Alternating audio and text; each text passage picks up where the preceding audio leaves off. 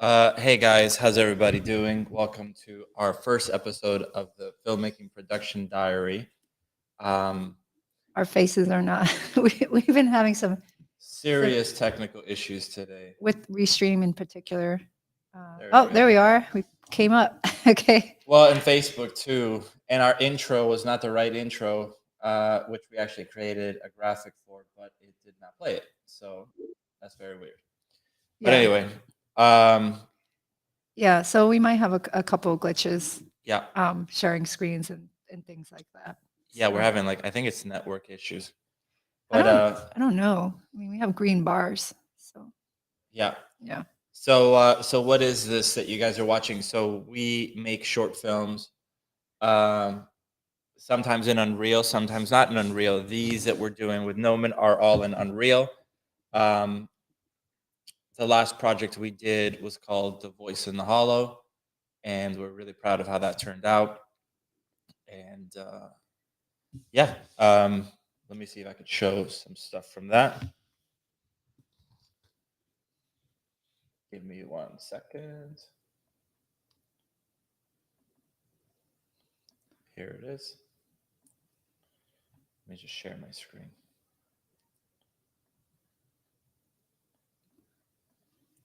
Is it sharing?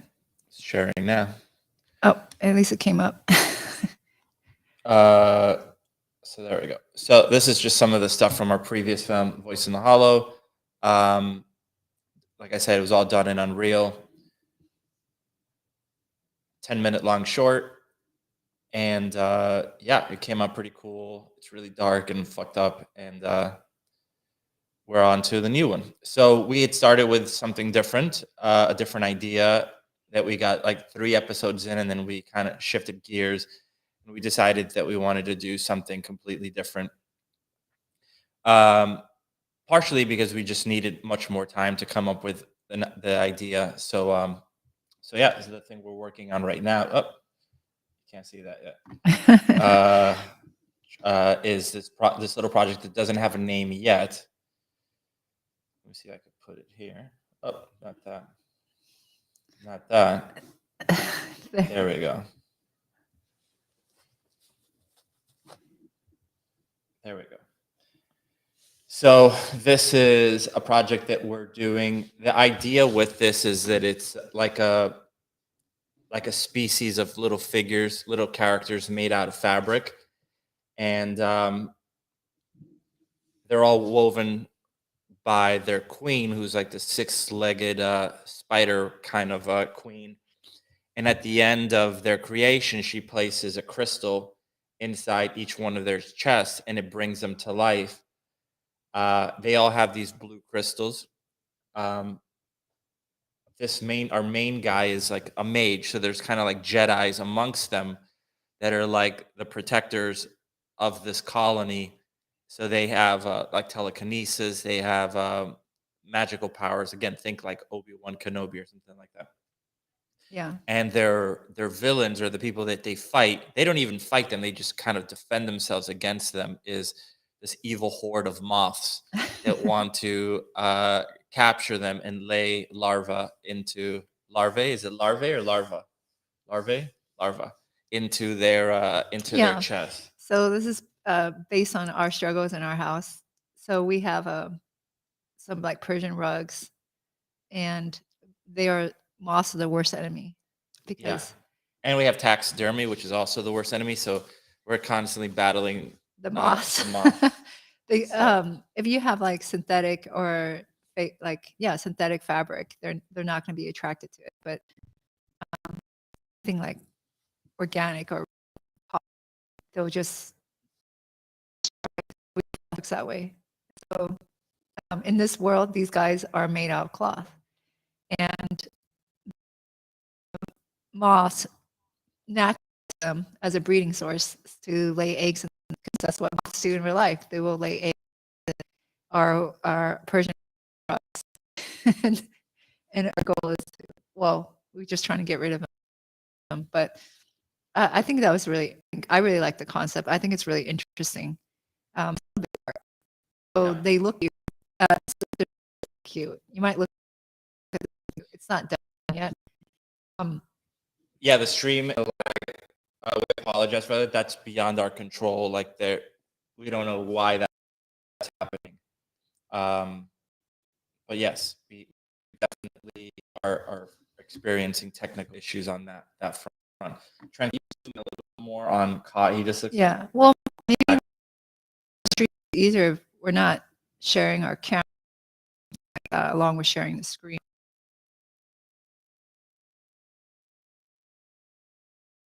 Might improve it.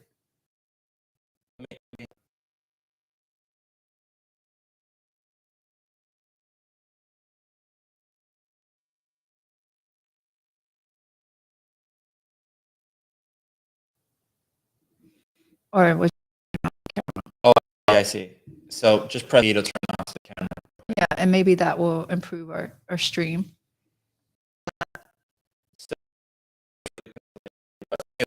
There's nothing we could do about that, but let me see if there's anything else we could do here. Yeah, that's it. Just our connection is really slow today. Yeah. Sorry, everyone. Okay. Yeah, I think it's just our internet. I don't have a lot of choices either. Yeah. In terms of providers. Anyway, so what I've been doing is trying to come up with the characters. And again, you know, if you were following along earlier, we started with the Devil's Throat Sonata. We didn't really like it. And then we moved to this one. But this something that we just made up. Initially, we had two choices. And to me, the choice, it just seemed easier, more straightforward. Even though these guys look more simple, as you can see, they're not really able to make. It really looks like just a blob. Does it look like a blob? Yeah. Like you have to just full screen, like his body, like that. Okay.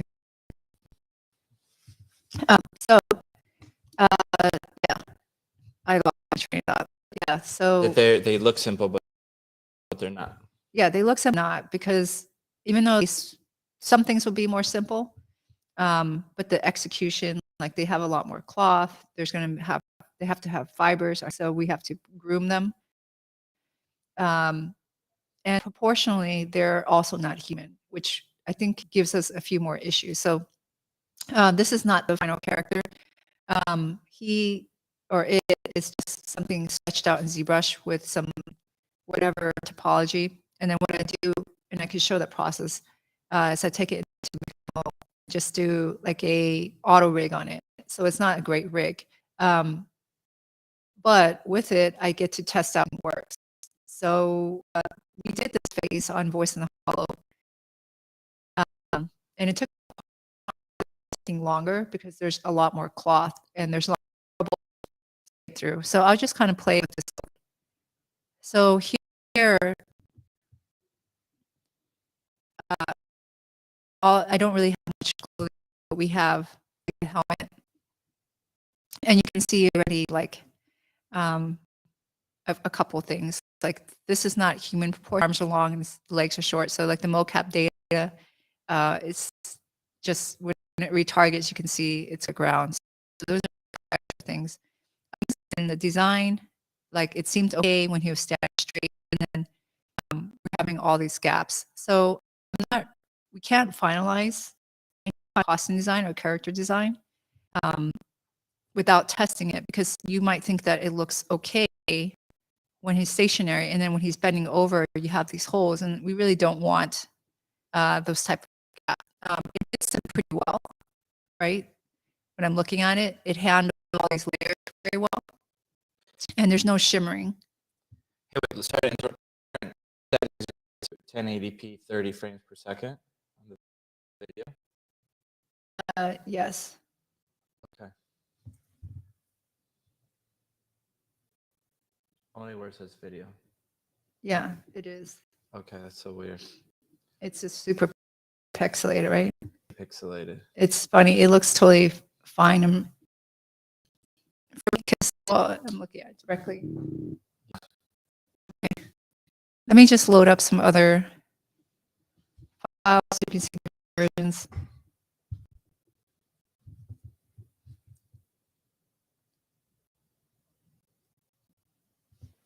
I need to start. You can't see, but I have a bunch of files, and that's because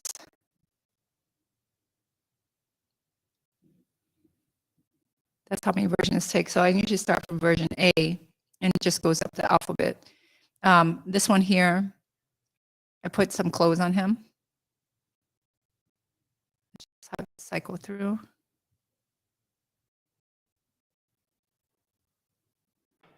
So we have like a run. And then we just came back and reevaluated what's going on. He looks really big and baggy.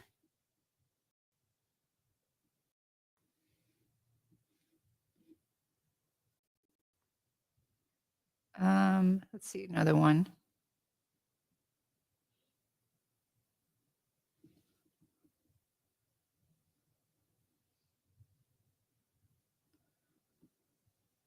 So here I tried to trim it down again. It still looks a little too baggy. So he has less sleeves and it's a little bit shorter.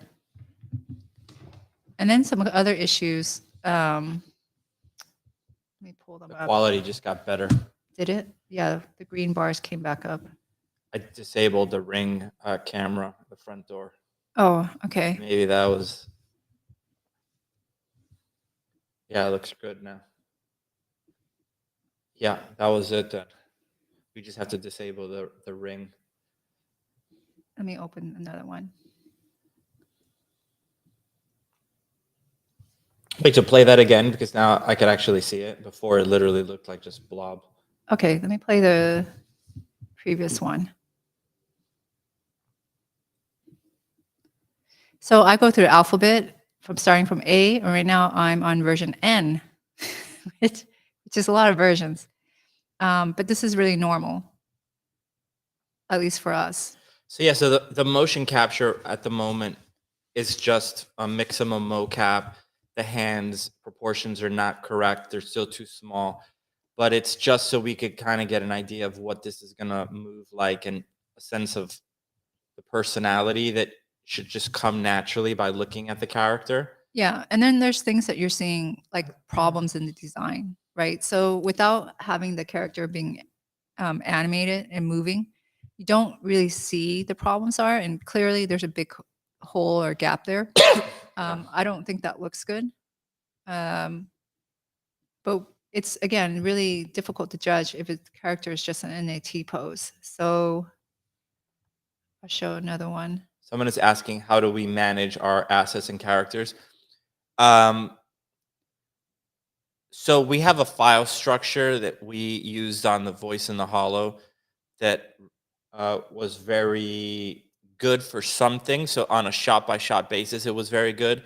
But general assets, it's very just, I store them a certain way, Tran stores them a certain way, very chaotic. So we're definitely gonna Be much lock more. this down on this project right now. Since I'm writing the script, Tran is focusing on this little guy. Minute I jump into the 3D side of it, then we have to lock on a name. Yeah, I'm basically doing like development. Developing design. Concepts. And to me, I'm assuming when you get concepts, it's drawings, but a huge thing is like, does it actually work, right? And oftentimes, if you see like on a feature movie or any kind of thing, any film, The quality just dropped again. they can make any design work because you have a giant team. Whereas for us, the design has to just work. We're not going to work around a concept and force that work in every shot. And that's what to us. So the quality dropped. Yeah. Yeah, I think it's just we just have not very good internet today.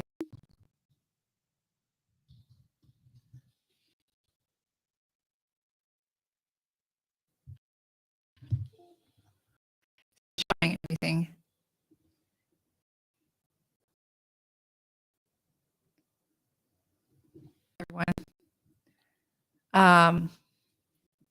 Let me just pull up some of the other issues.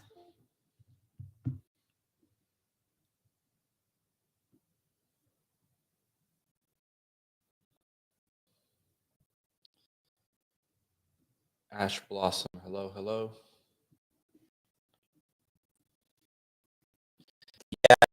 Yeah, we're having crazy technical issues today on the quality where it's happening. I think it's just the internet connection is bad. Yeah. Let me play this.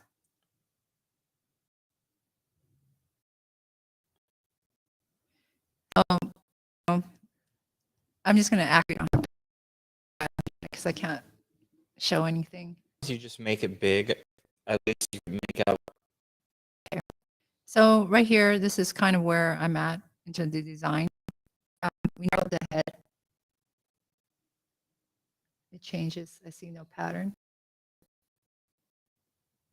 Okay, I don't know, but you can see here it's a little bit more narrow. And the gaps are more taken care of. What I've done is I put this that's attached to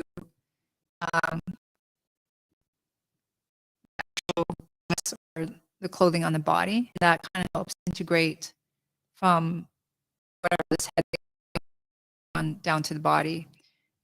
Dress or robe, whatever you want to call it. And then on top of that, he has like a kind of a jacket up here. And he's got little buttons that kind of are buttoned together. And then I sim this, and it seems okay at first, but it might be hard to see, but I actually now have problems here. I don't know, can you see it, Miguel? Or is it just impossible to see? It's pretty bad. Okay. So what do we do then? And just when you move the screen, just let it settle. If you move it around, it just like it needs to settle for a second. But I can't show animation because it's never going to settle. That's fine. Then that's different. But so I have here what's happening. Let's let it settle here. Just some weird pinching. It's hard to see through the stream, but the clothing is shaking around. So that means that it's not stable. So I had to go back and right now we're at this stage. It's pretty much done. I think it's fine now. So I set up for this design. Hold.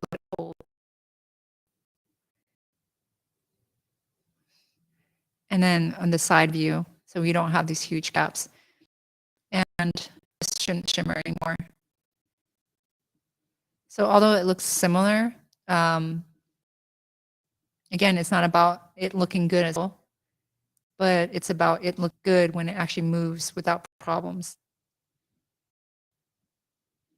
So if I play this,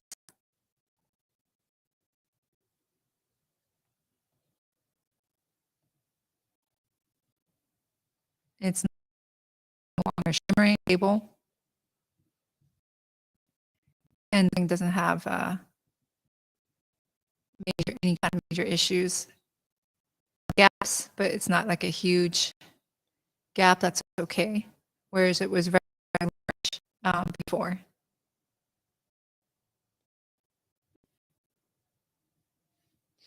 so yeah, so when he bends over like that, you don't see like that huge gap between them. You see it? So much better. Can you rotate? Let's look at the front again. Okay, well, this is the same but now he's Yeah, we're literally getting like messages saying that our connection is really bad. Yeah, I know. Sorry, everyone. And then from the side,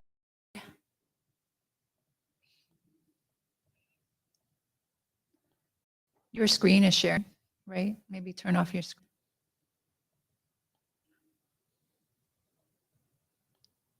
My screen is not. It's not. Well, I see the screen. Okay, it's gone.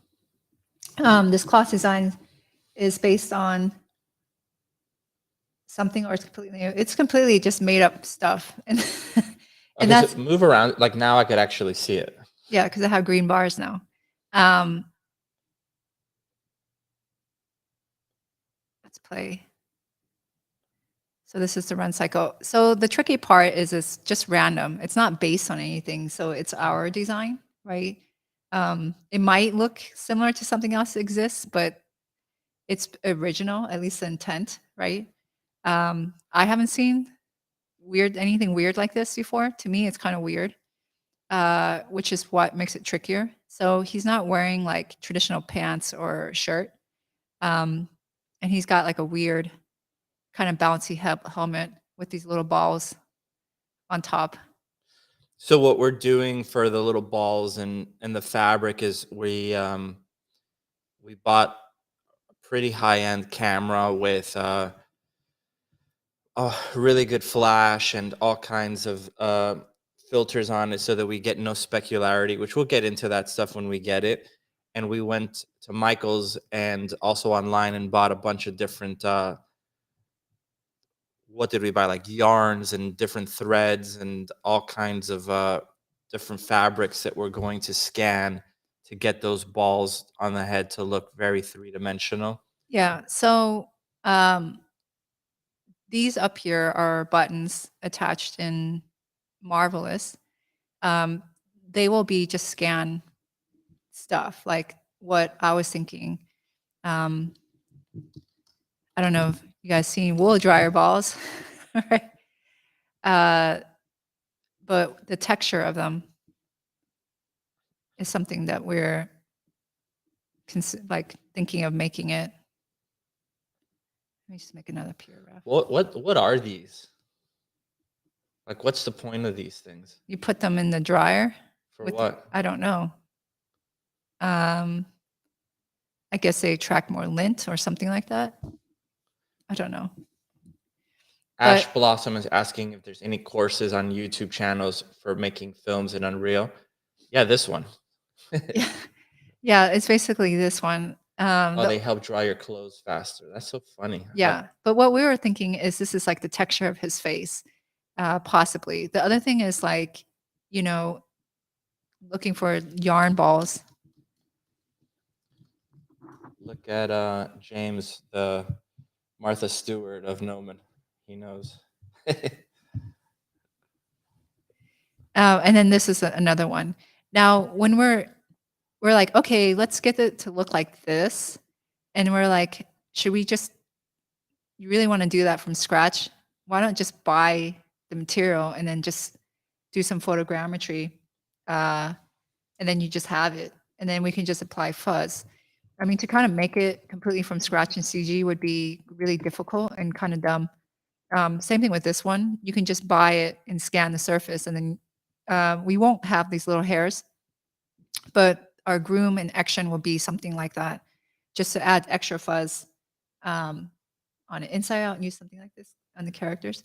They had really really complex materials, I think. Inside Out? Yeah. That looked really nice. I think ours is just clearly just going to be cloth. Like they did some like really cool stuff.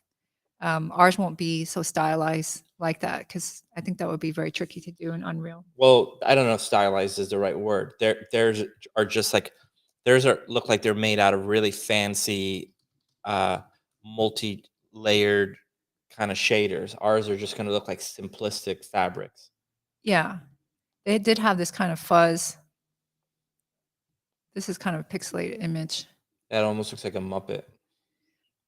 It kind of did, didn't it? Yeah. Ours will not be. They will just look like cloth things. So something like this. So we went out. Went to Michael's, bought all that stuff. But now we have like a design that works. So again, this took quite a few versions for me to get at, just to stabilize this character out. Since it's streaming well, I'll just open up some of the problem files again, since you couldn't see it the first time.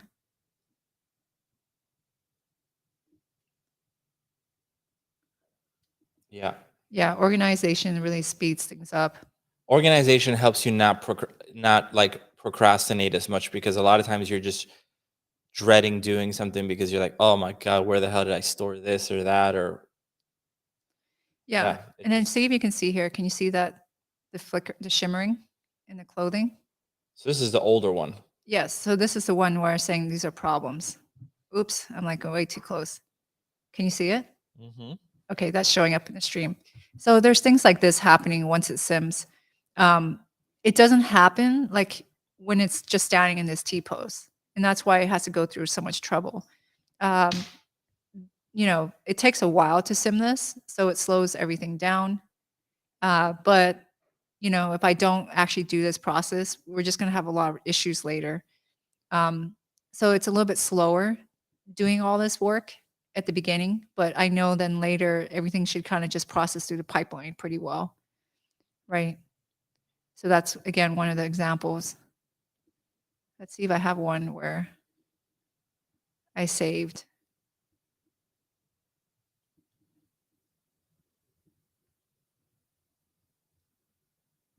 To show other problems. It doesn't have to do with MD layers. It just has to do with how it's cut. So it has to do with the pattern, the way it's sewn. Here's another one I think that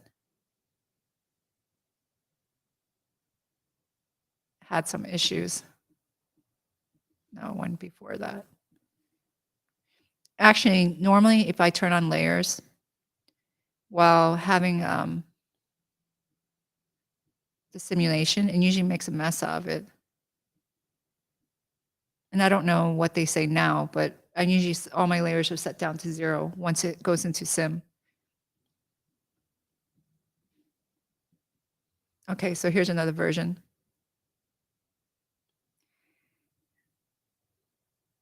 Where some of the cloak was a little bit too long. The other things to think about that are going to be issues is just the arms and how he's going to run, that they tend to get caught up in the clothing, but it's tearing. So I shortened the cloak.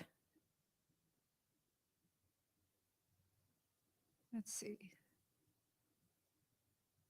Oh, here's this one.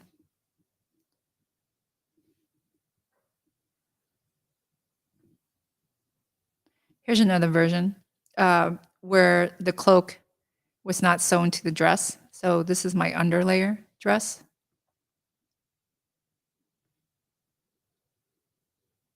Let's let it play. And you can see it's just flapping around all over the place.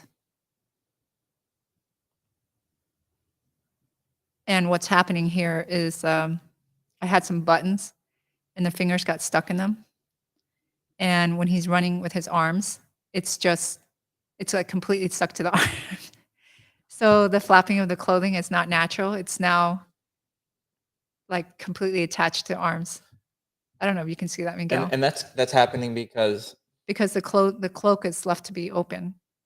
Oh yeah. Right. And that's there's why something really cool about that too. Yeah. Play it again. Not if it's flying around all over the place. I don't know. I kind of like it. Well, I don't know. I don't like it. How are we going to fix it? Right? Then it becomes another issue to fix. Yeah. Okay. So show the next one. So anyway, those are some of the problems. I mean, there's all kinds of different tests and problems. I will say here, the reason why there's shimmering up here in this area in the previous version, it has to do with the shape that's coming down underneath it. There's a lot of layers. So I just kind of reveal, let's deactivate it and hide the pattern. You can see that there is a base layer here, and there are layers of cloth literally just being sewn onto these red lines. The shimmering is happening right here, and it just has to do with the shape. So this is the shape of this flat. And then the shape here really doesn't fit it, right? The arc is going in opposite direction. So you have an arc this way. And like the thing is, if you are trying to make regular clothing, That's so wait, it says you can export character without arms for symbol. yeah, of course, it will cause other problems Yeah. or issues. I know Marvelous pretty well. So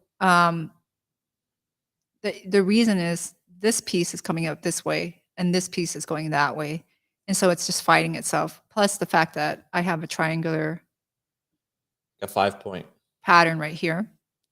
It just helps create this point, which it doesn't like. But if this shape here of this pattern were to actually hug and be, instead of going in down here, but come up like this, it would remove that problem. I didn't have that problem earlier when it was wider. So what happened as I started shrinking it, it started becoming a problem. So we come back here to where he's running in this last version.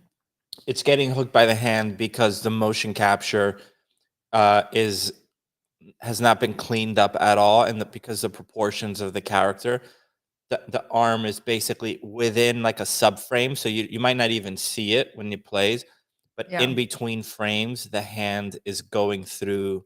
Yeah, the and that's body. not, to me, that's not really a clothing design problem. It just makes me think like this could be a problem, so let's try to minimize it. The other part is to just address it in animation. Like, would he run like this, or would he run with his arms? And that starts getting to art direction for animation. Would he run like a regular person, or would he kind of run a little bit more cute with his arms kind of out? Even here, is still getting hooked, right? So it's not really a clothing design problem, but just the fingers reaching contact. And we could cut the arms off. I mean, I did that in Voice in the Hollow with certain issues. But we can also make a choice that to change the way he runs. We'll see. And then anyway, we'll come back here and just kind of go back onto the topic that I was talking about, which I'll hide these pieces here. Let's hide the pattern. What I ended up having to do is just rebuild this piece. So if you take a look here, I was talking about this arc earlier. I just basically threw it out and remade it, and then it stopped the shimmering. In any case, that's where I'm at with this. So now that we kind of have a first design, it should make it easier to do the other ones. Is it getting hooked? Oh, yeah. To the hand from moving fast. Yeah, it's not from moving too fast. It's like what Miguel was saying, sometimes just an in-between frame. But with Marvelous, it's kind of not, I mean, Marvelous sims pretty well, but anytime fingers or little things get like have contact, it would just stick to it, right? I mean, you can change certain things. You can go to the avatar and try to adjust the kinetic friction and the skin, well, not skin offset, static friction, but it still will be there. So in any case, that's where I'm at with that. Now, I guess I'll go over how I approach this. And again, this is not a final character. It's just strictly design, really just completely a design phase, right? Including, and then the character design with the body is so enmeshed with the clothing design. Like I treat them as like one whole thing. So if I don't think that the clothing is working out very well, I'll just go back and readjust the body, which I have done, right? And now I've ended up at this point. But let's just say, let's go over how I actually do this. So I'll do new. Let's import the body at T-pose. And again, I know the rig's terrible because it was just done in Mixamo. So, and the body does not have final topology at all. It's just some dirty mesh. Okay. So I have something like this roughed in.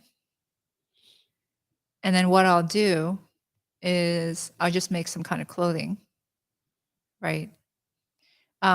What I've been doing, particularly on this character that I haven't been doing I didn't do in Voice in the Hall, and I wouldn't do on a realistic character, is that I've been creating the patterns off of the body instead of what is typically done, which is using a sewing pattern. So typically, you know, if you're doing like something real, you could look at a sewing pattern. For example, this would be a sewing pattern. Just pull this here. There we are. Right. And then from this, you can work out how to make clothes inside of Marvelous, because Marvelous was modeled to mimic reality.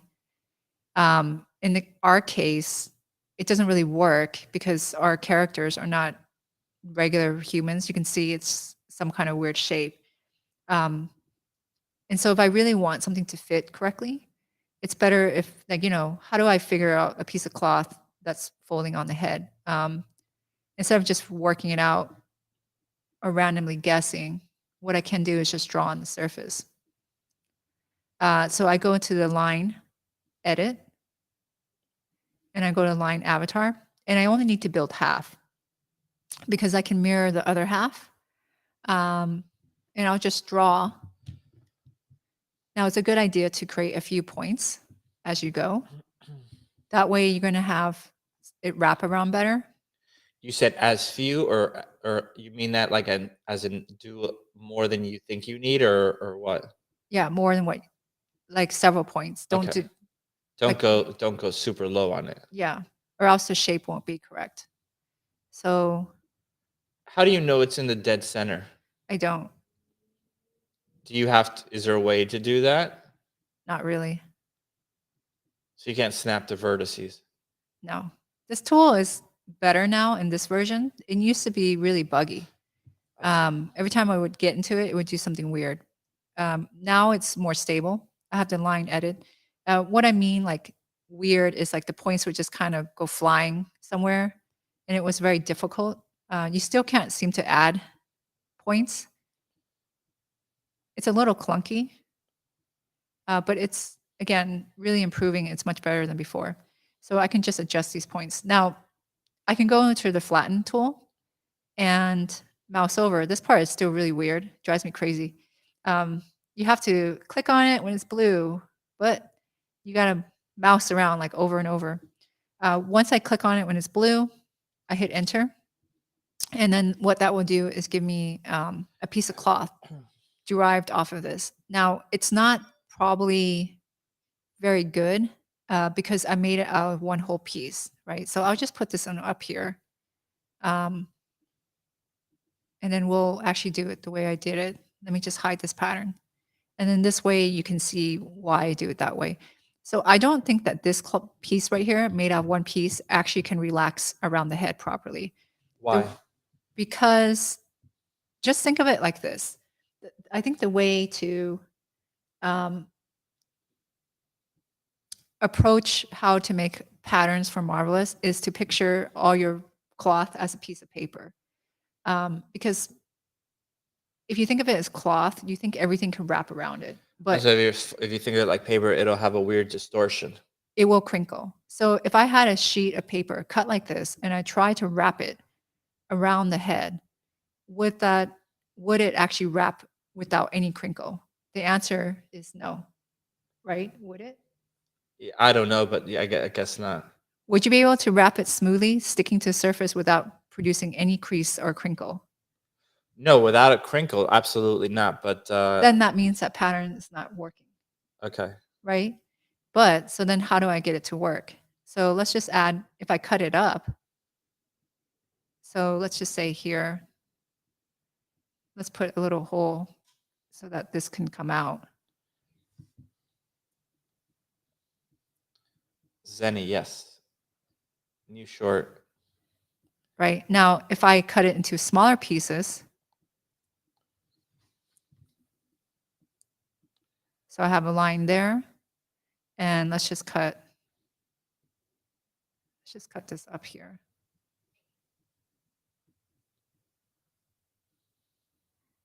Right? Now, if I look at this and go, okay, one piece like this, that could probably not crinkle. One piece like that probably won't crinkle. So the more I think of it as, again, a piece of paper, and again, if this was one piece, that was one piece. And then here, I need to make sure that this has a hole. Otherwise, it would just fight with the cloth. Now that I broke it up, and then be patient here. This part is really annoying. I am trying to highlight it blue.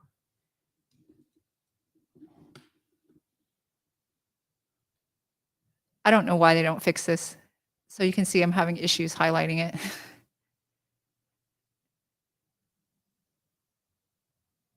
Oh my God, hold on. Is it because the No, it's just stupid. Yeah. Yeah. It just has sensitivity issues. And it's not, you are on a mouse. It's not, because some programs like hate the Wacom. No, it just has to do, it's just marvelous. When, I was using Marvelous pretty early on, when it first was started getting used by the CG industry. And initially, the sensitivity of just trying to move around or move things was really atrocious. And it's really improved over time. Tran is doing an interview for Marvelous Designer this week, so maybe she could tell them that. Yeah. But anyway, this is still much better than where it used to be. Now, if you look at these pieces, now that they exist separately, though they will, I think, be much more relaxed. I'm trying to get out of that tool. Here we are. Here we are. And let's just organize this. You can see here, if you're new to Marvelous, I'm going to explain some things. And if you're not new, you already know this. When you're working in your space here, it's very difficult to know where things are oriented because you're looking at 2D and then it comes over 3D. What Marvelous has is you can click on an area, you'll get a blue dot. So you can see where it is. Yeah, so you can understand.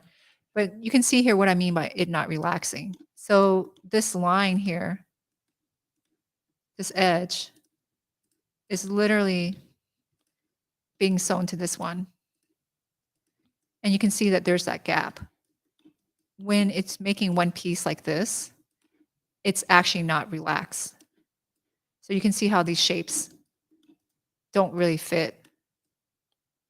That means it's not going to work as one piece. Could this be cut down into smaller pieces to fit the head better? It probably could. But I'm going to not do that to make my life easier. I just know what I can get away with. But you can see here in one piece, and again, the outline was the same. It just really doesn't fit. That it needed to be multiple pieces in order to actually get that shape. Okay, I'll just get rid of this one. And again, there's no sewing pattern for this. So what I'll do here is I'll do symmetric pattern with sewing. And what it'll do is it will mirror onto the other side. And I can go to the sew tool and just sew these edges here together. I usually do this in 2D space. In the later version of Marvelous, if you want to sew in the 3D space, you have to activate the tool in 3D. And we can just sew it here. Otherwise, if I don't sew these, it would just fall off the head.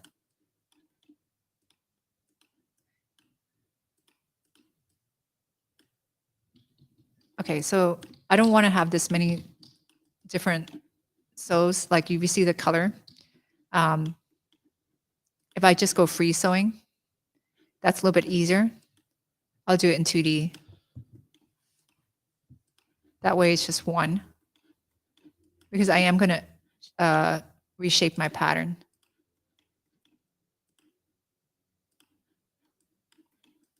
because it looks very clunky. And then just sew it here. Now I can sim it. Okay, so it fell off. To prevent it from falling off, I'm just going to pin it. I'm going to hold X.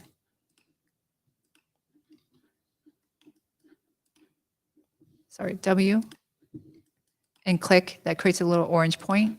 So this way it won't fall off the head. And I'm going to change the cloth.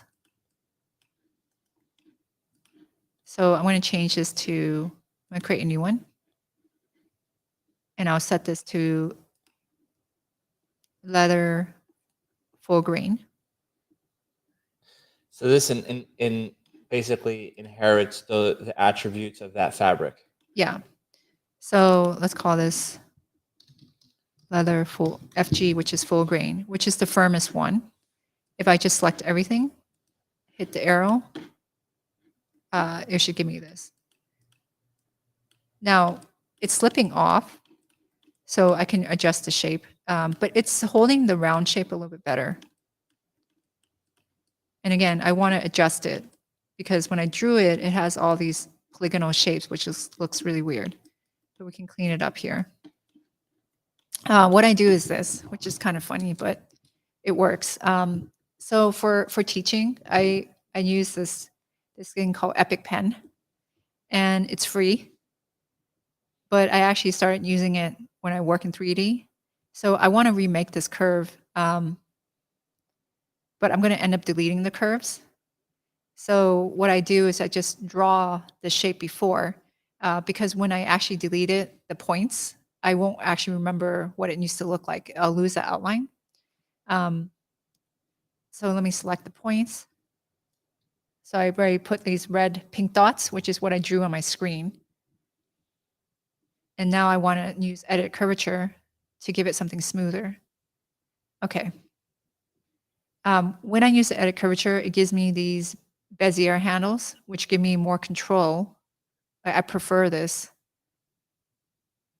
And now I can just reshape that. And now you can see it's much smoother. And I just go back and basically do the same thing to these other pieces. And then this will probably help it, or at least help me start shaping it around the head a little bit better. Okay. So I patiently do this, which is not the most exciting thing to see. I won't spend too much time here. So I think it probably gets a little bit tedious. But now it looks, again, better. So you basically went from like this polygonal curve to a nice smooth curve. Yeah, but I really need to maintain my regular shape.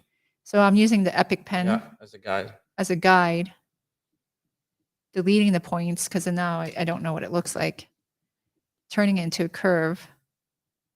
I used to do that in Maya with hard surface modeling. I would use the curve tool to draw on top of stuff and then just trace it to get smooth arcs. Oh, yeah. So you see that's better. Let's fix this one. It's weird that there's not a tool where when you're drawing the points, you could create the curves like that initially. There is. You can. You just find this to be. Well, you can't do it like the way I did it. I see. Which because it comes off here. But if you're free drawing, you can make curves while you're drawing it, but not when you're drawing it on top of the actual character. But again, this tool needs to be really rough, right? Yeah, but it's so much better to be able to draw it on top of the character. Yeah, but I mean, the tool to draw on top of it used to be like so hard for me to use because it was so clunky. So it's definitely been improving. It would be nicer if you can just make it curved so that you don't have to come back. But to me, it's not a big deal. Once I come in and I finish this, I'm just doing it a little bit faster. So I'm probably going to screw up some stuff. But once I come in and I clean it up, then I worry about shaping it around the head a little bit better so that it's not slipping off. And again, this is, not traditional clothing inside of Marvelous, because I don't think people walk around with like helmet heads like this. So it's just very, whatever it is, just made up. But even though it's made up, I don't want it to not sim. So it still has to wrap and work around the head. So I'm just getting lazy and doing all of them kind of at once. There you're drawing more points that are actually even there, right? Yeah, because there's only 2 points. Yeah. I just need to see the curve. Yeah. If I had steady hand, I would just trace it. But I don't have a steady hand, so that's why I just put dots. If I try to draw it, it would just wobble all over the place. So doing like little points helps me more. Serge is asking if there's a way to import geometry and turn it into cloth. Yeah, you can just import it as a garment, but it comes with a lot of limitations. So I wouldn't do it that way. The one thing is it might look fine as a poly model, and then when you actually go to sim it, it will have issues because it's not made the way real clothes are made. I guess, when I talk to some people that are just getting into it, one example I gave them is when I was a kid, I tried to make a shirt, and that shirt could not be worn or taken off because it was so badly made. It's not made like fabric. You kind of...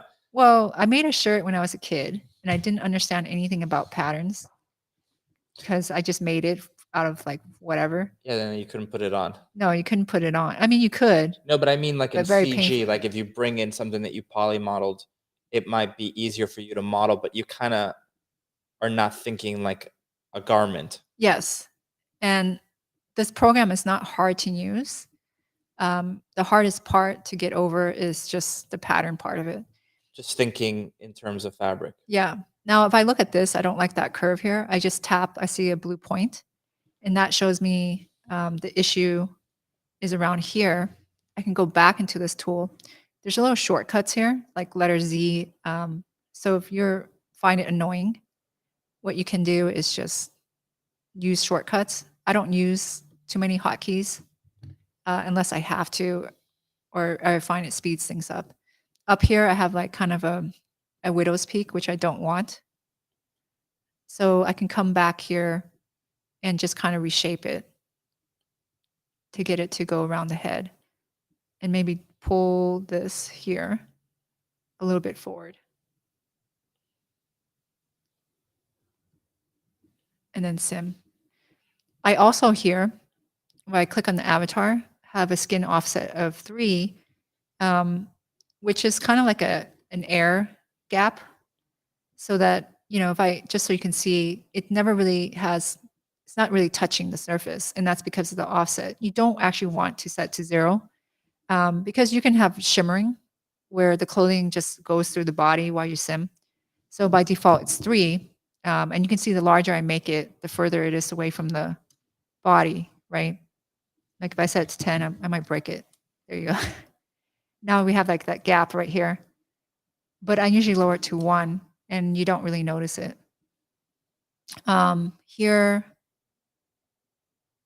let me just shrink this a little bit, because I actually need to taper it. Okay, now it fits around the head more. So I can do small things like this. Let's see. Just talking about Epic Pen. Oh, I see. So they were asking, what was the name of the program? So James was helpful enough to, kind enough to get us the links. The one thing you want to do a lot, very often, is save. Marvelous files tend to be really tiny, right? They are just not very heavy. So there's no reason to not save multiple versions. When you sim, sometimes the clothing literally will explode, meaning that it just shoots all over the place. And it will be really almost impossible to get it back to where it was before if you encounter explosion. Okay, so let's just say I had something like that. That was my initial thing. And what I did is I started attaching.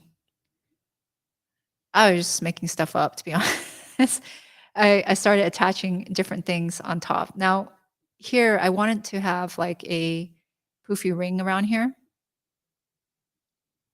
So what I could do is create a strip around here. There's several ways to do it. If I really want it to fit around the face, I could extract it from the shape, or I can create a new piece. I guess maybe I'll show you how you extract it from face. It's gonna push it back a little bit. Let me just extend this.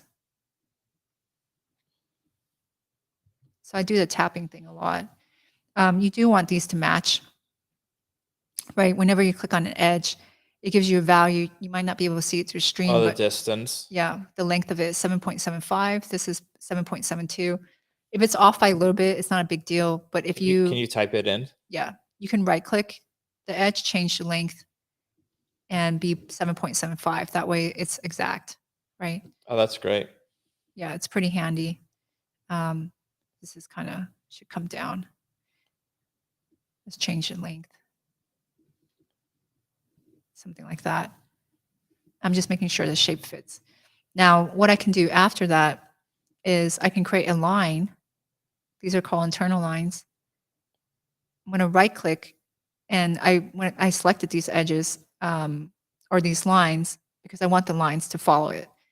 Now I'm going to right click, go offset as internal line, and it's going to give me these lines here, and I can give it a distance. Let's make it a little bit fatter. And you can see it over here, right? And then from this, I can make some kind of poofy pattern. Right now, it's just a line, so it's not doing anything. What I can do is cut this off.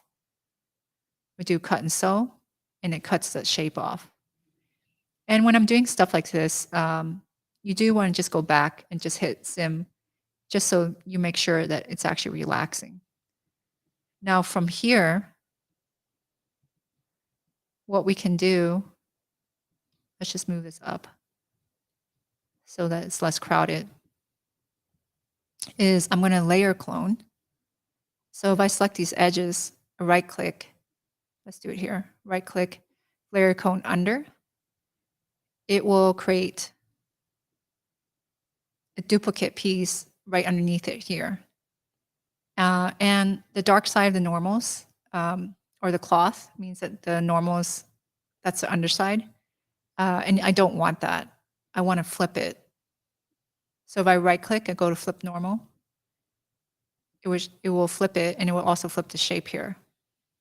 So let's do it into this one, layer clone under.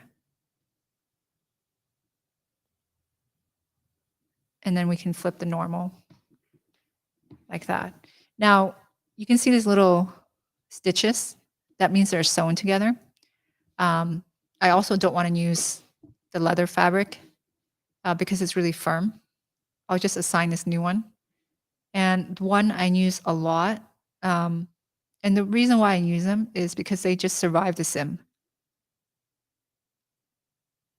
They just handle the simulation well, and they don't crinkle as much.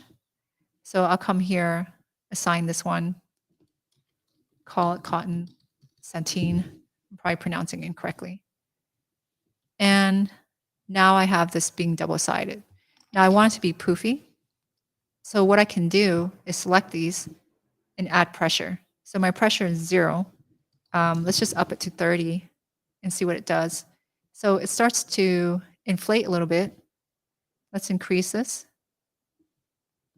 We can see it inflating more. And then I think that part of the thing that's getting in the way is that right now the way they're sewn is they're sewn closed right here. So you have air around the middle, and then right here you don't. And that's because it's layer clone. what I can do to break it is select these clones and remove the linked editing. That way now I can independently adjust the way it's sewn. If I don't do that, there's not much I can do. And I can go to edit sewing and get rid of some of the stitching here. Oh, that sucks. I have to kind of just redo it. Why do you have to redo it?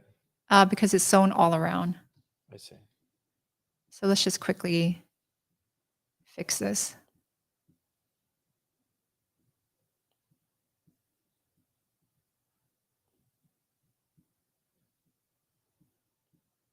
I'm going kind of fast with the sewing stuff.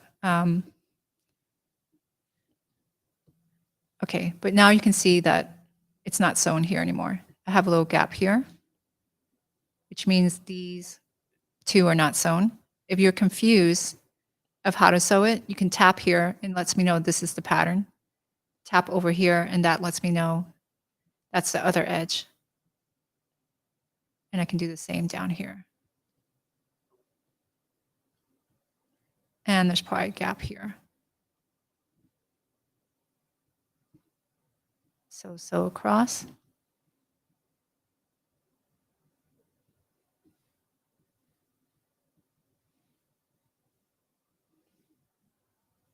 It looks like it did not go through. Really weird.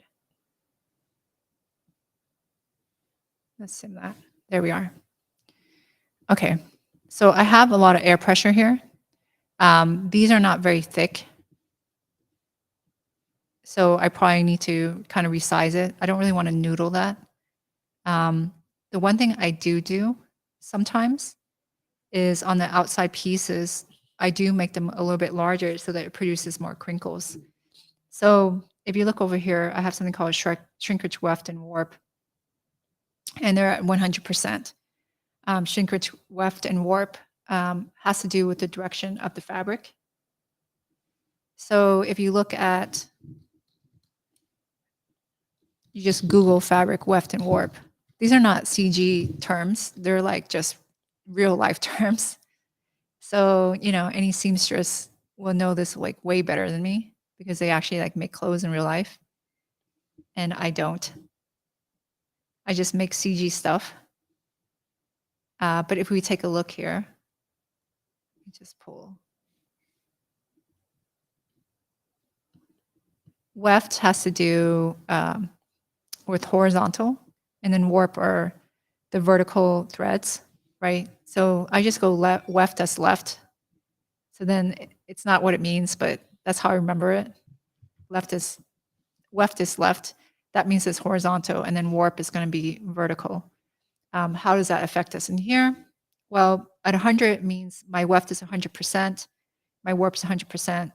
If I set this to 110 on my weft, it is 10% longer.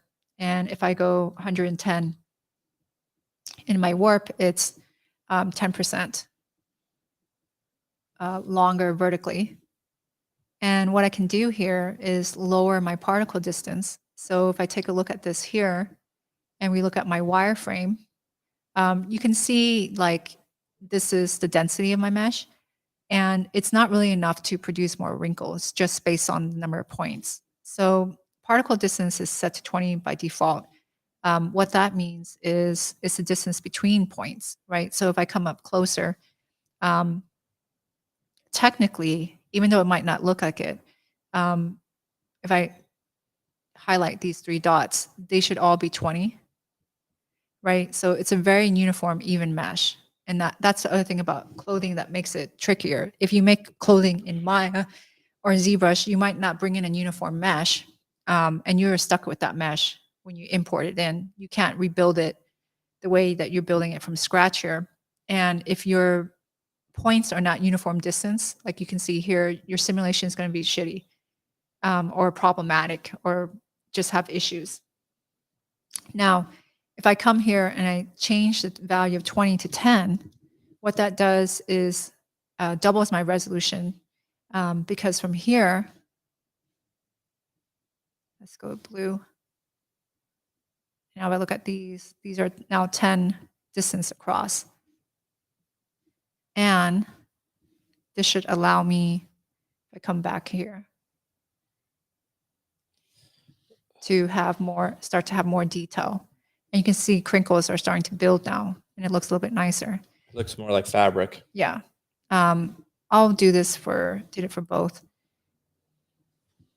The lowest I bring it down to simulation without having issues has been 8. Someone, Fazels. Hey, you guys pick some difficult names to pronounce. I heard a story from a friend. He somehow explained Marvelous Designer to his grandma so she can sew patterns in 3D first. That would be awesome if that's true. Hold on, I screwed up. Did I screw up sewing that one? Let's see. Okay, there we are. Okay, so I have something like that. The other thing I did was I wanted to put buttons on top, right?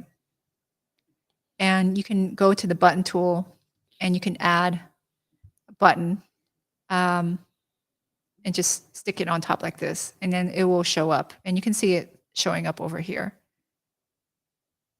And I just tap and I can click that. Now, if I want to move it, you can't move it in a regular move tool. You have to be in your button tool under select and move.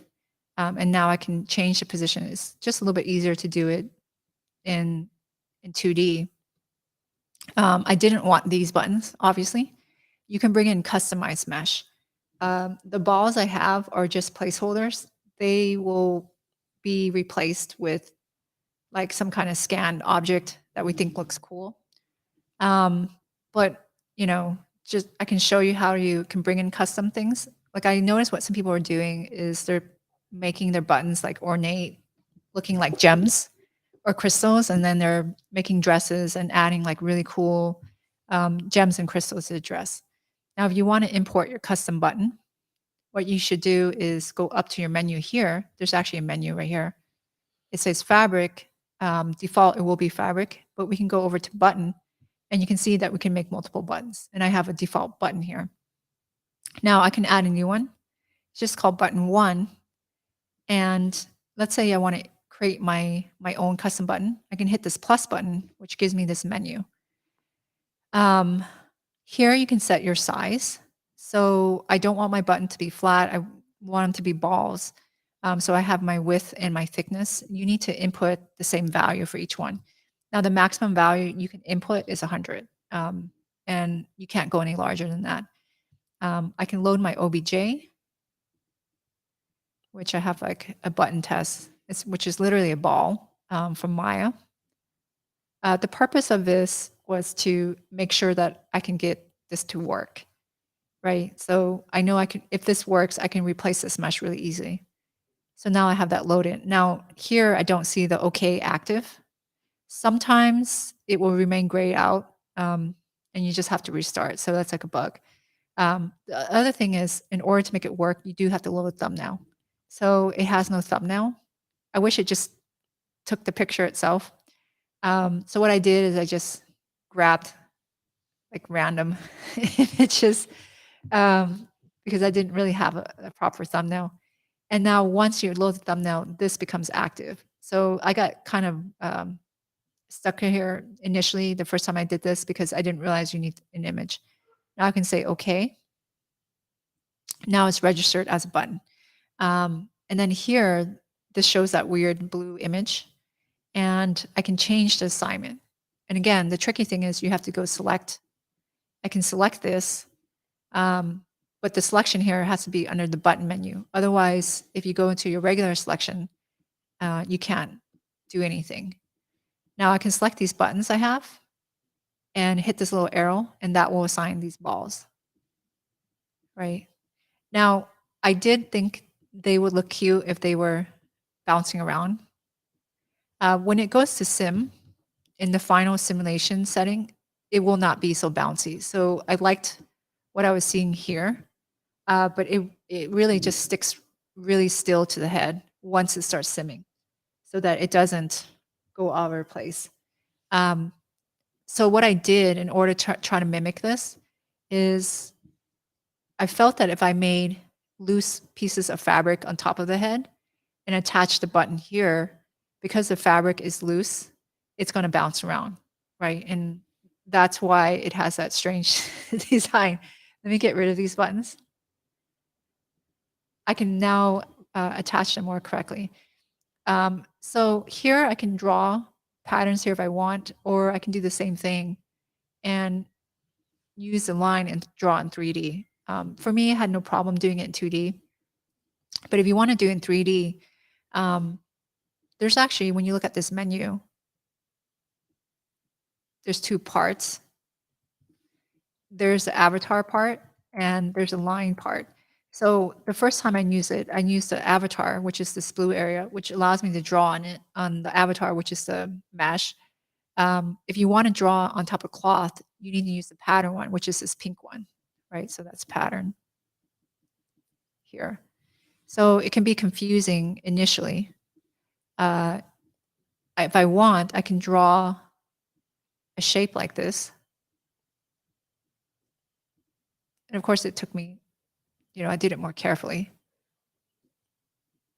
And again, they're not any kind of mesh yet. I can go to flatten. This is probably why I don't do it, because good luck clicking on this crap.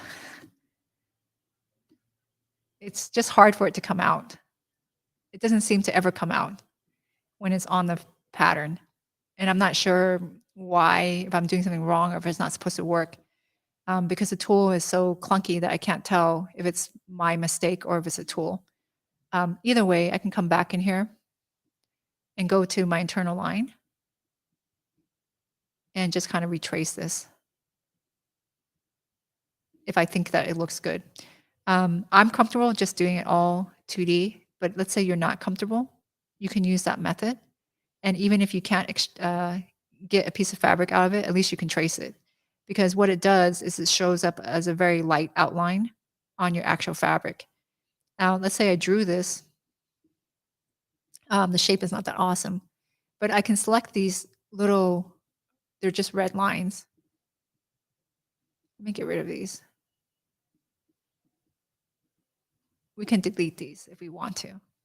Those are the old ones. Yeah, they're just like, Yeah, they're just for they're guides. guys. Yeah. Yeah, it used to be called chalk tool. It's not anymore.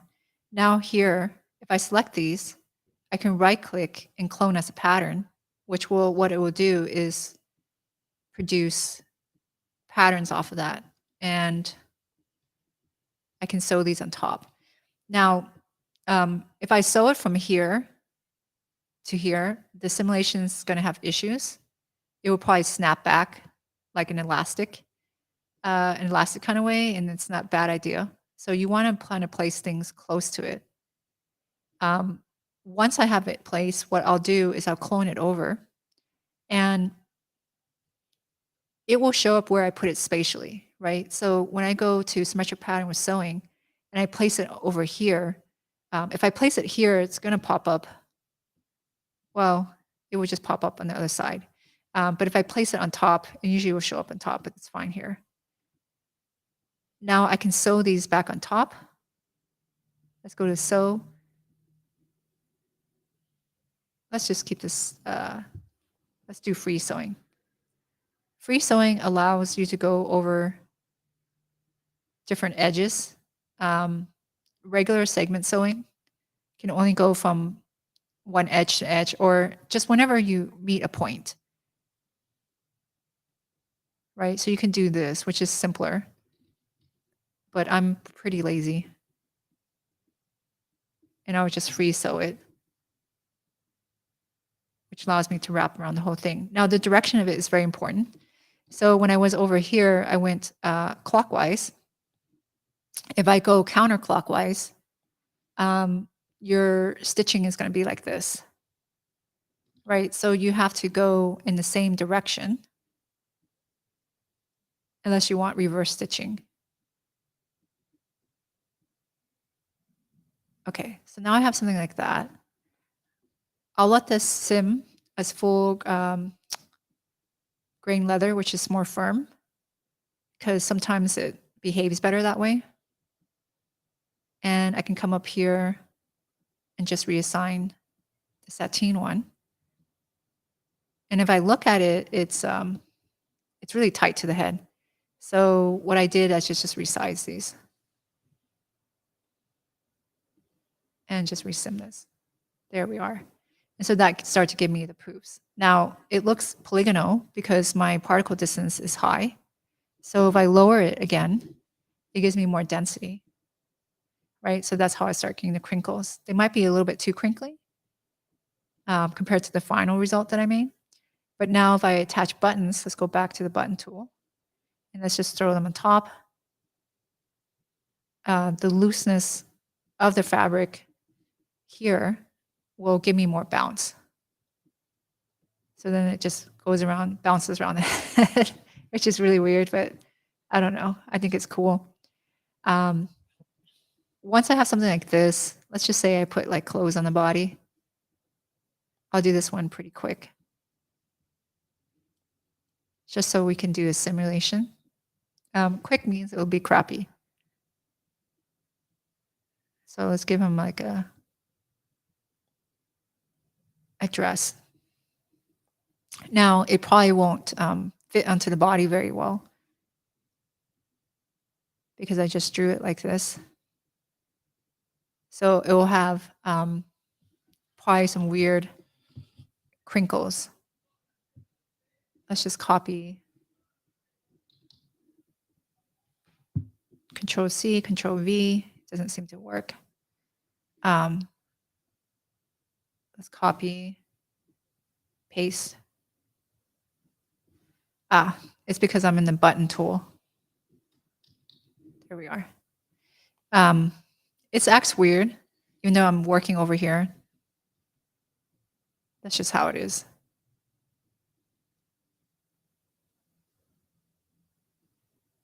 That was a giggle. Let's see. That was a giggle I saw.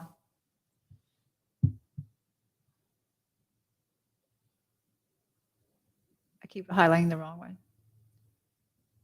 Yes, that was well, I assume you mean jiggle, not giggle. So it was from the fact that I left it loose on top of the head. And that's why, again, it takes me longer to figure it out because movement is a factor. That's why we don't care about using like the kind of crappy mocap at this point. It's not about that. It's just how it moves. Yeah, it's just about the test. And Tran usually runs like a series of them. It's like him running, him bending over, him jumping. It's all tight on his little body. Okay. It's because I just did whatever. Let's let it have some looseness. Initially, these were longer, but when he bent over because his legs are short, all the clothing would crumple onto the ground, and it looked really weird. And I know it causes problems in our environments because we have to deal with contact with clothing, which is an issue you don't want to deal with. Now, let's just say I like that. What I do is I take the same mesh and I get into Mixamo, and this is free. So I'm not paying for this account. Let me just log in.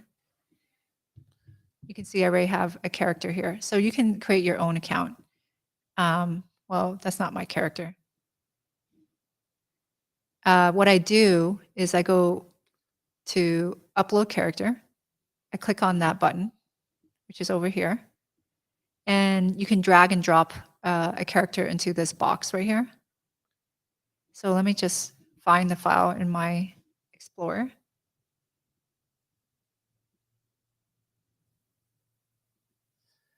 Give me 1 second. Now I imagine these characters giggle a lot like minions. No, that's not our style.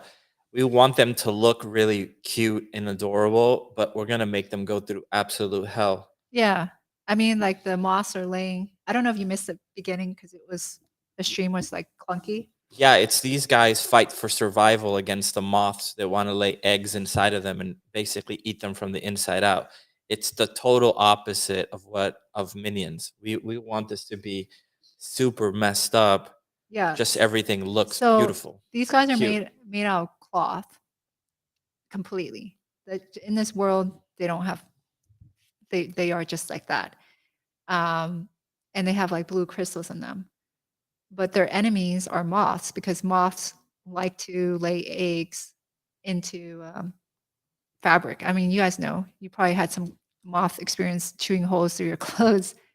And that for these characters is completely fatal because they'll die. But the moths use them to breed in them. And that's how they populate. They capture these guys, lay eggs in them, and they just basically burst out of them like alien style. Yeah. That's how it literally is. It's really dark. And we think it would look cool if they were really cute. And again, the design is not final. This is just a random sketch. A big influence on Uh, this project is like the Dark Crystal, the original movie, like just earlier Jim Henson stuff, but like again more like the Labyrinth and Dark Crystal.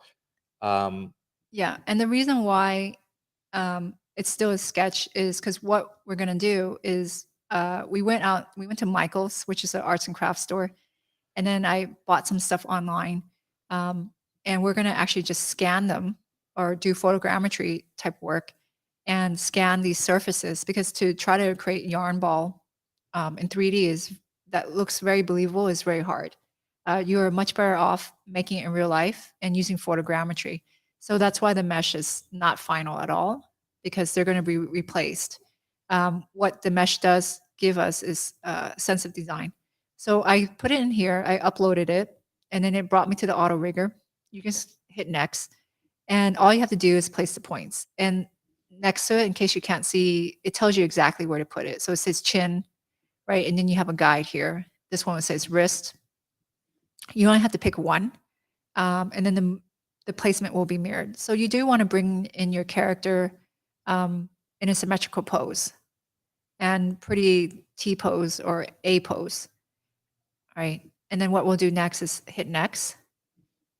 And right now it's auto rigging it, which again is not the greatest rig, but it's really great for these tests that I do. Yeah, so the hands are going to be much bigger.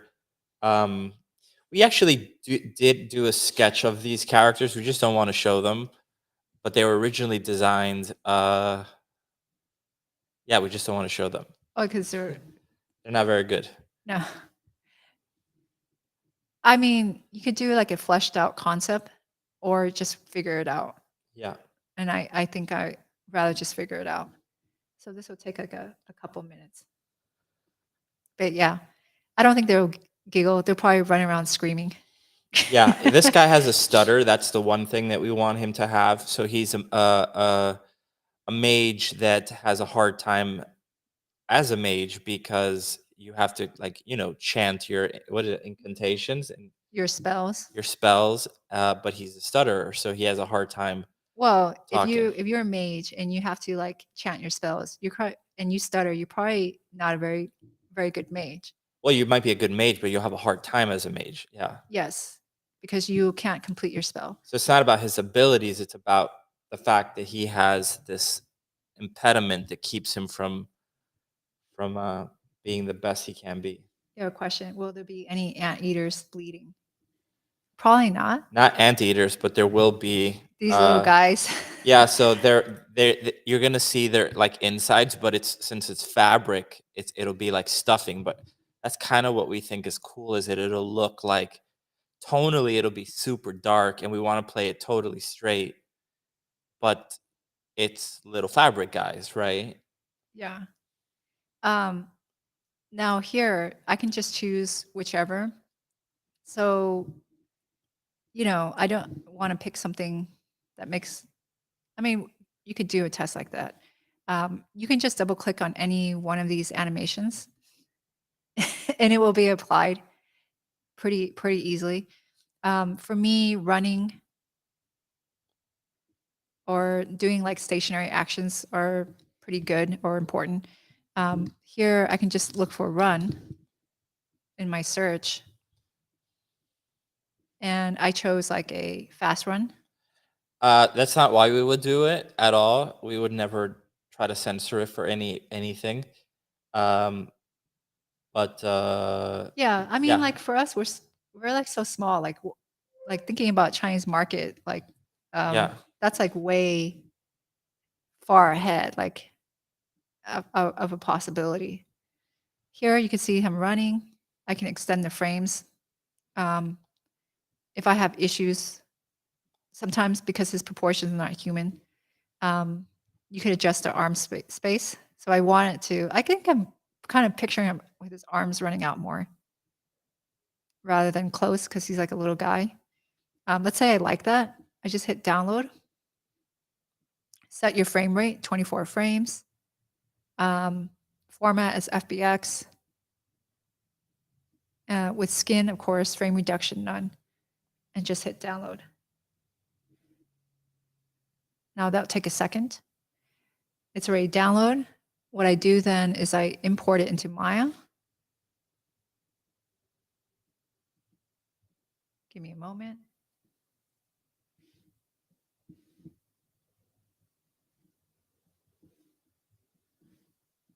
Let's bring in fast run. And then it brings in this guy here. And he's life size. You want to work life size in Marvelous. And it works out better in Unreal. So now we can see the run. Now I'm going to export two things. One, I'm going to export the starting pose as an OBJ because we want to apply the animation, but we need to get him out of this pose. So I need a transition. So what I tend to do, and there's several ways to do it, and I definitely don't think the way I do it is the best at all. So if you have a better way, that's great. But let's bring in says OBJ, I'll call it fast run, and 0, 0, because that's the frame. So that's frame 0. Now, the Alembic this animation seems to stop at frame 25. So I have 0 to 25. And this will be exported as an Alembic. So I go to cache, Alembic cache, export selection to Alembic. And I set my frame range from 0 to 25. I'll hit export. Marcus. Sorry, Tran. No, it's fine if you talk. No, but I shouldn't have said it there. Let me find my file path.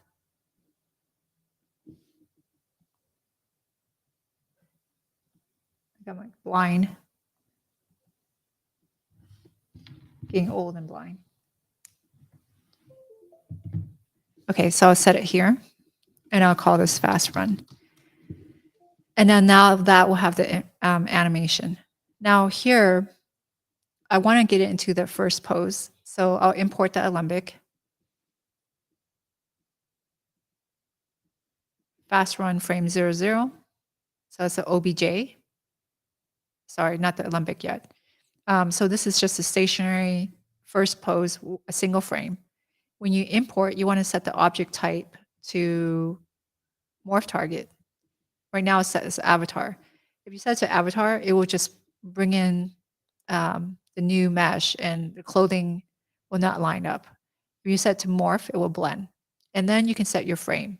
I'm usually bringing this as high as I can. So frame 99 frames is where I set it to, and that's the highest. So that means it's going to take 99 frames to get to the position. Yeah. If you do it too low, like 10 frames. Yeah, it'll snap really nasty. Yeah. Oops. Okay, so this is a bug.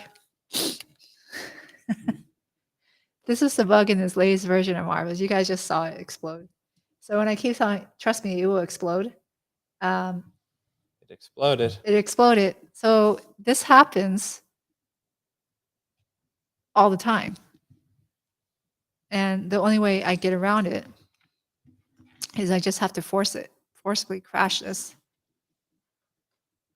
through my task manager. Now, it sucks that there's a bug, but I think Marvelous is pretty good at fixing them. And it's not uncommon for new versions of programs to have bugs. The thing is whether the software company will actually correct it. And Marvelous is pretty good at getting rid of those type of bugs.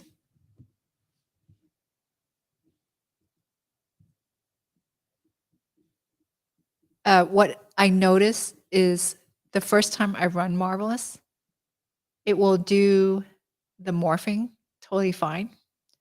And if I do it a second time in that time that I was running Marvelous, it will explode.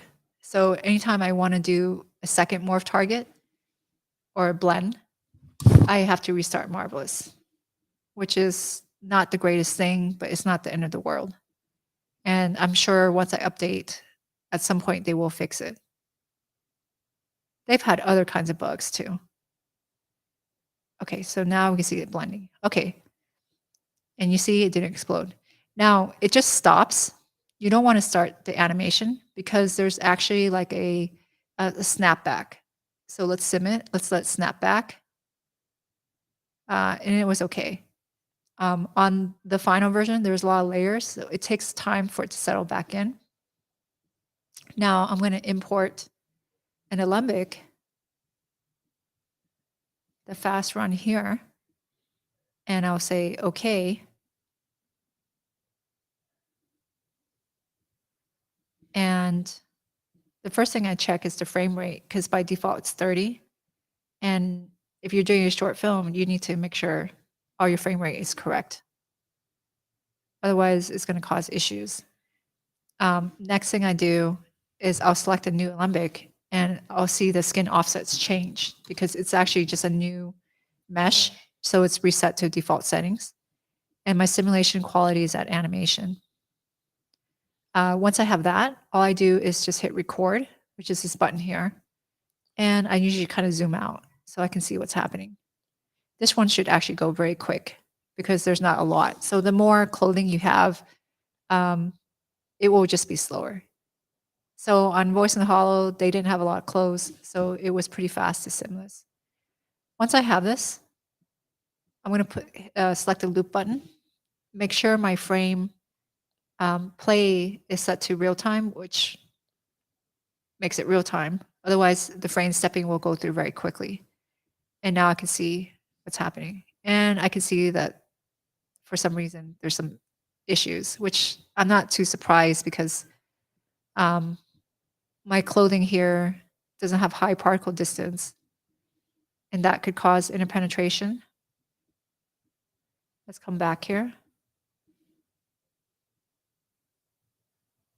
My setting is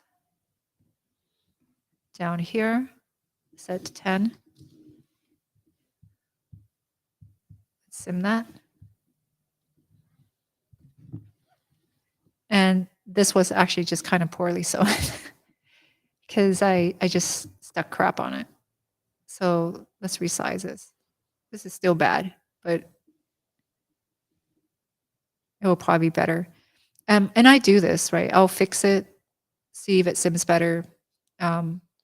You're doing this like directly on the Alembic, which is pretty cool. Yeah. But if I fix it like this, I get it back into the T pose. And then that gives me a new version. So, you know, you can see why it's slow. Okay, so I don't see interpenetration here. There was a bug multiple versions ago. That was like the worst bug that took them kind of too long to fix, I think. Where, I mean, too long for me. Where the frame, once it's simmed, would be offset by 1. And then your sim would just break. And everything was interpenetrating. Okay. There's still some issues. I'm not sure why. Or is it just a play? Yeah, this is weird. Actually did not see this. I think it needs a restart. Look at that.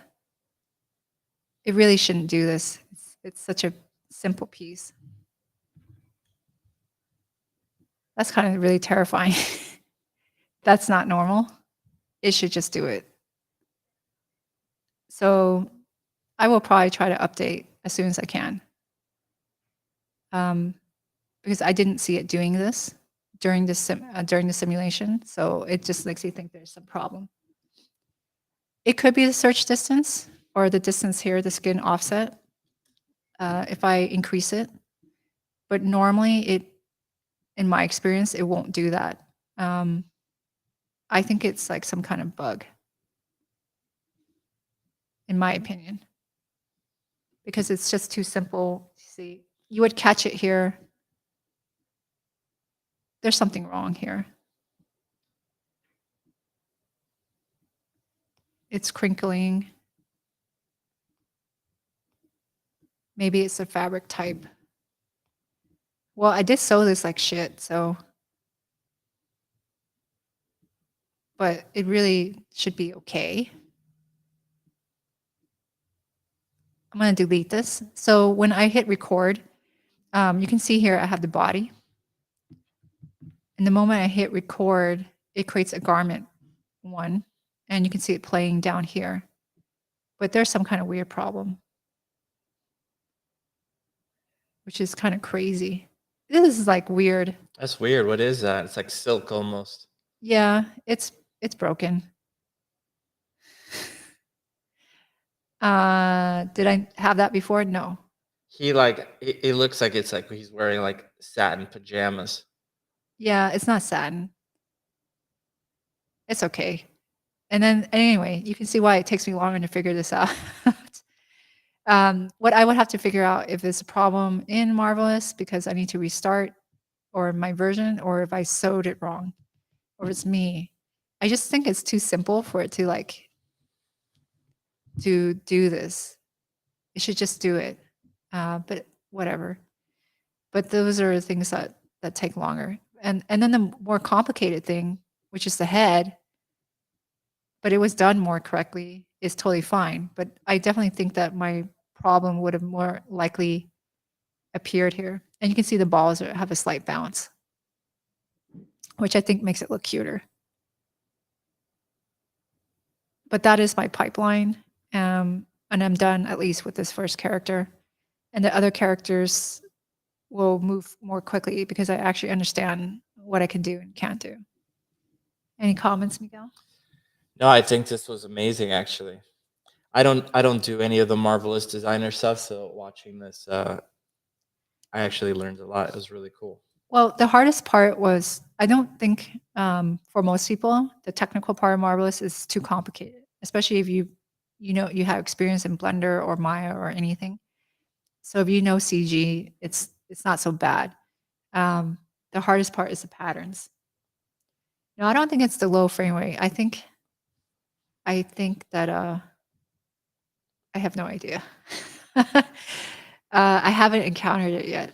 Usually what it is when something like this happens is the minute the stream is over, she'll figure it out, or I would figure it out in another case. No, I actually don't know what this problem is. I think I need to restart my computer. Yeah. It's one of those. But in any case, this is it. These are the little guys. Yeah. And our plan, again, I mentioned it in a previous stream, is, but maybe it would make more sense once you saw the wool ball. This would just be a separate model. It wouldn't be sculpted in. And then the eyes have this kind of weird design. They'll be also a separate piece. So the head will just kind of be like this with a mouth. And, you could replace the teeth. The reason why we're doing that is when we want to have variations, you just change the nose and you change the eyes. So it's like Mr. Potato Head, right? That way we'll have variations pretty quickly in faces. Like maybe one has a nose down here and one has narrow eyes like that. And then their clothing design. The head shape, I think we need some flexibility on that. And then the clothing will give them variation. Yeah. But yeah, I think we'll try to keep the same body though. And then maybe the head. I don't know. What do you think? Yeah, the hands have to be bigger. Yes. No, but I mean, these will be Mr. Potato Head. Oh, yeah. You mean like all of them? Yeah, they'll all be the same. Yeah. And they're all in the same shape. They're all like wizards. So they all have to look kind of similar. Athletic. They're all going around. So the thing is this. So in order for them to survive, they need to. So the queen sews all of these guys, right? And she's like they don't breed. They don't breed. The queen sews them, but in order to give them life, they have to put one of these crystals inside of the chest that brings them to life. Yeah, so they have like a thing in here. The problem is the crystals only grow in this place called Death's Head Mountain.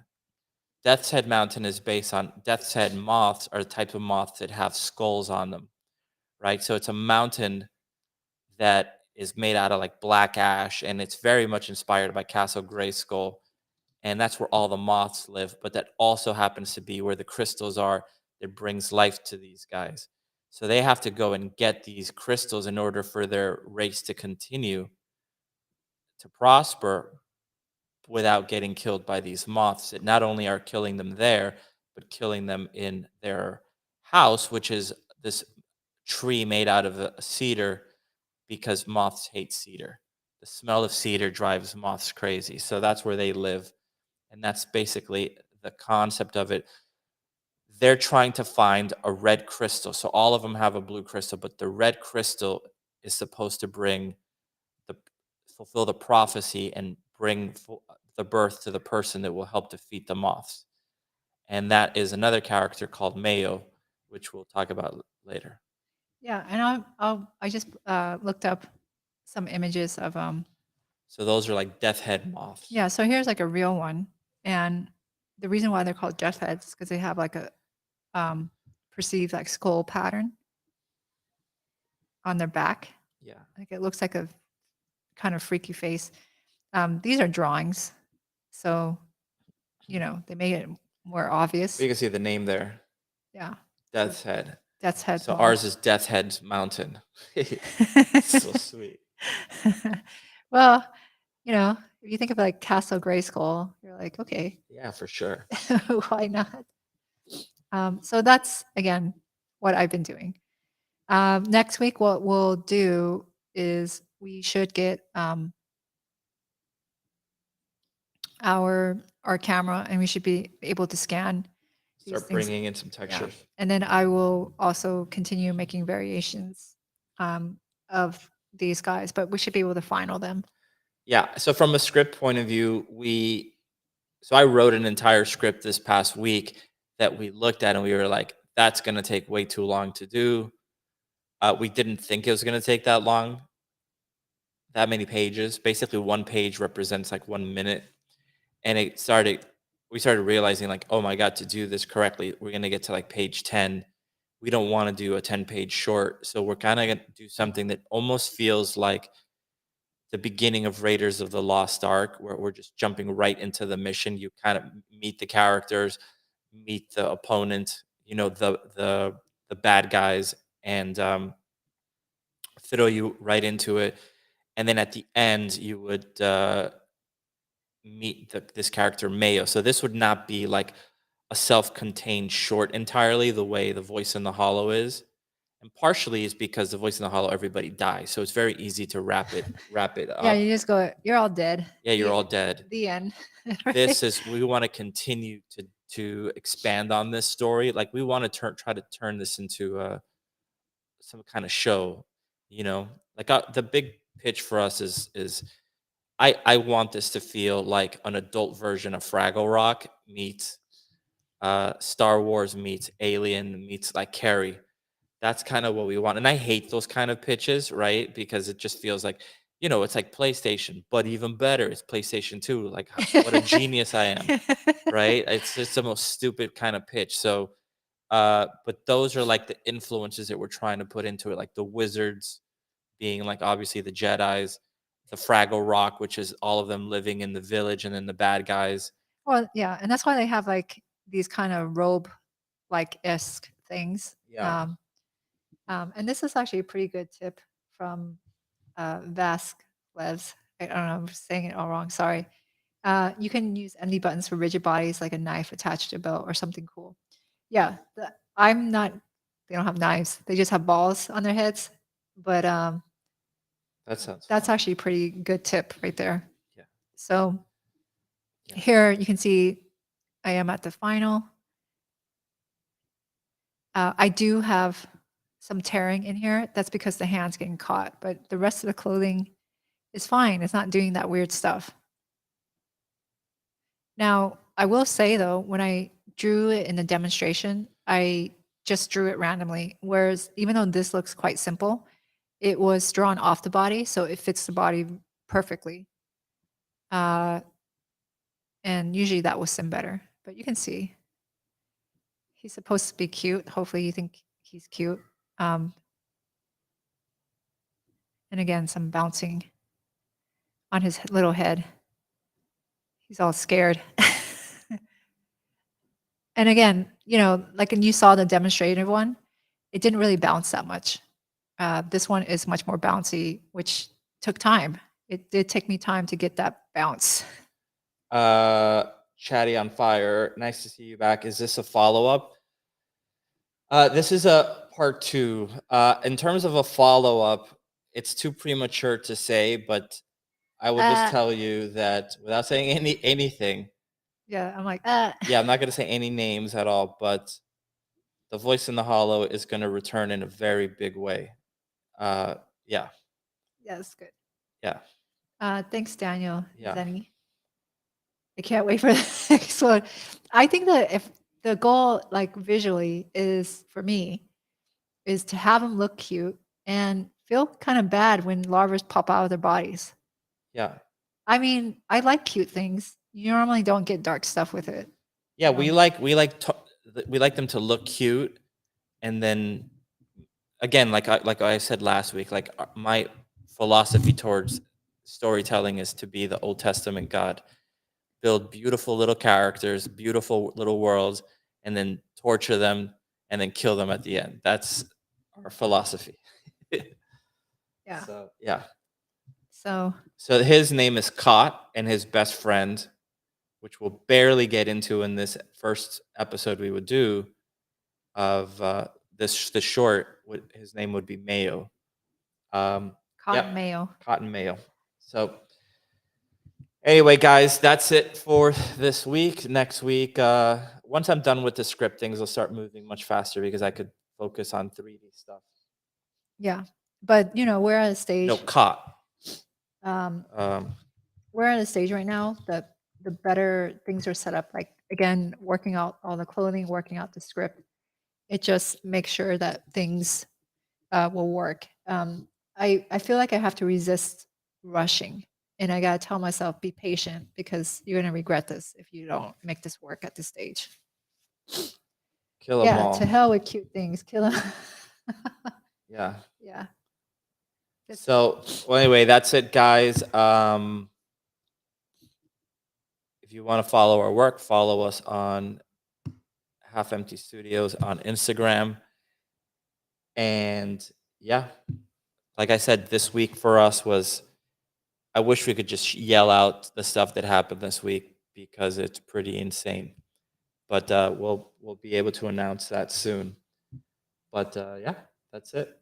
It's all Voice in the Hollow related. So, but yeah. So anyway, guys, thank you so much, and we'll see you next week. And that's it, Tran. Yes, thank you for tuning in, and hopefully this was helpful for you guys in some way. Yeah. Later. Oh, and sorry about the stream issues in the beginning. We don't know why that was. It's just our internet was weird. So see ya.